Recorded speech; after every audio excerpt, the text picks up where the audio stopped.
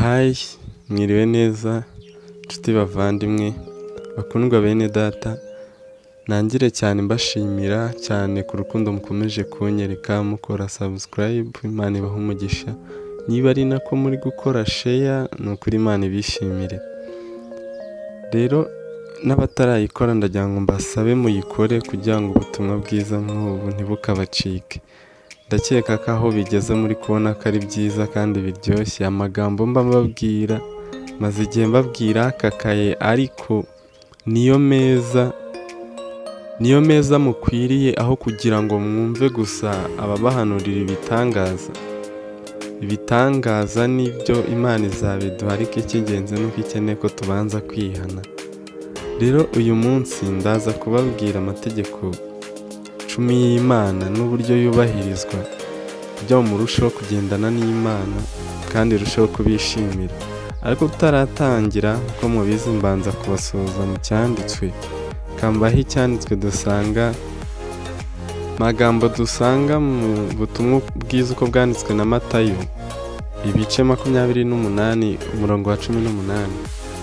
Aravuga ngo nuko Yesu arabegera avugana n'abati, nahawe ubutware bwose mu ijuru no mu isi, nuko mugende muhindura abantu bo mu mahanga yose abigishwa, mubabatiza mu izina rya Data wa twese n'Umwana n'Umwuka wera.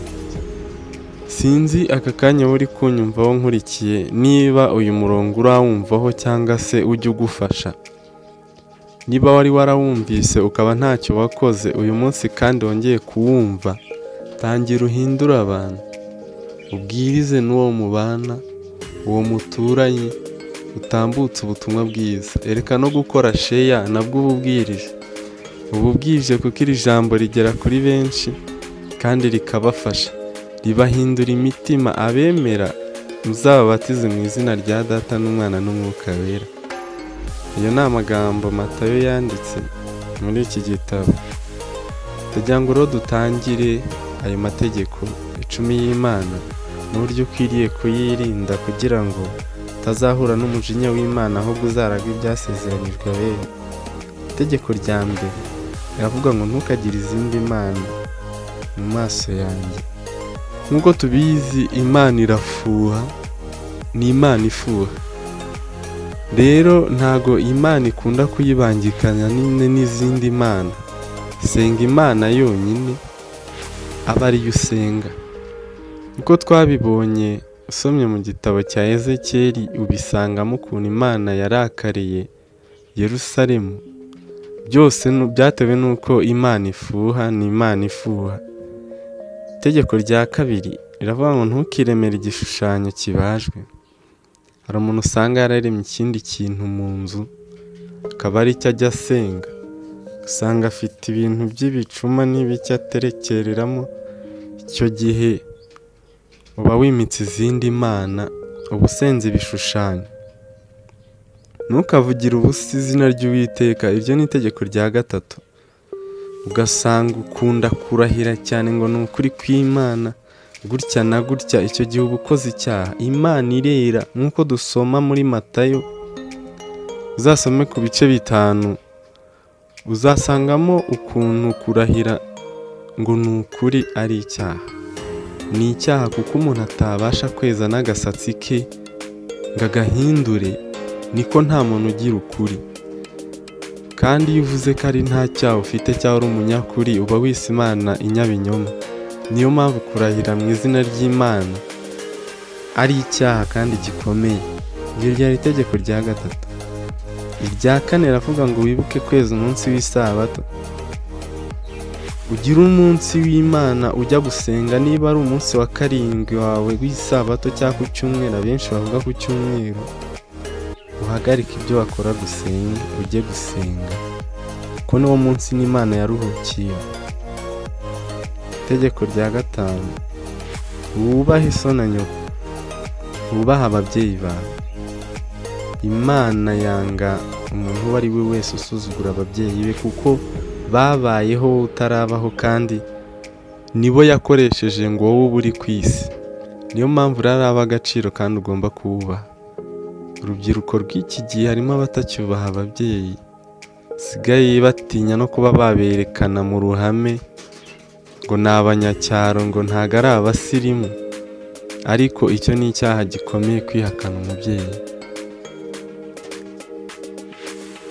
Irindi tegeko ravuga ngo ntugasambane. Nk'uko mubizi, gusambana ni icyaha kibi cyane Imana yanga, kuko akenshi gikorerwa mu mwijima hihishe, aho Satani akorera. Si ugusambana gusa, bijya no gusambanira mu mutima mu gihe wifuje umuntu uba wamaze gusambana nawe. Iyo ni amagambo Yesu yivugiye ubwe. Niyo mpamvu Imana yavuze ngo ntugasambane. Irindi tegeko rya 7 yavuga ngo ntukibe. Kwiba ni icyaha nk'uko tubizi, kandi kwiba si byiza. Nawe uramutse warashatse ubutunzi cyangwa se ikindi kintu icyo ari cyo cyose cyawe cy'agaciro bakakigutwara, urababara. Niyo mpamvu nawe udakwiye kubikora. Itegeko rya 9 riravuga ngo ntugashire mugenzi wawe ibinyoma cyangwa ntukabimushinje, ntukamubeshyere. Kubeshyerwa birababaza kandi ni bibi. Abenshi murabizi, hari abantu bagiye barengana kubera kubabeshyera. Na Yesu yarabeshyewe ngo ari kwiyita ngo umwana w'Imana. Sibyo bamubeshyeraga koko yari umwana w'Imana, ariko ubuzima busanzwe n'aha ku isi kubeshyerana birababaza. Nk'ubwo bakubeshyeye icyaha gishobora kugufungisha cyangwa cyatuma unapfa, uhita ubona agaciro ko kubeshyerwa. Hari abantu bafunze barabeshyewe, hari abapfuye barabeshyewe, hari ababuze ibyabo barabeshyewe, hari abasenye ingo barabeshyewe. Kubeshyerwa ni icyaha gikomeye Imana yanga. Itegeko rya 10 riravuga ngo ntukifuze ikintu cya mugenzi wawe. Igihe uzifuza ikintu cya mugenzi wawe ni ukuba umugiriye ishyari, kandi ishyari ni icyaha Imana yanga. Icyo cyaha Imana na kiracyanga urunuka. Ishyari, ubwibone, ko murabizi neza na Satani buriya yagiraga ishyari n'ubwibone no kwishyira hejuru. Ibyo byatumye amanurwa mu isi. Iyo nkuru nayo nzayibaha, nimunyandikira muri comment mumbwira ko nabibagezaho. Rero kwifuza ikintu cya mugenzi wawe ni icyaha kibi, ko kikuviramo kumugira ishyari ukaba wanamugirira nabi. Ndagira rero mbashimire mwebwe mwabanye nanjye. Aya mategeko mukomeze kuyakurikiza kugira ngo muzarage ubwami.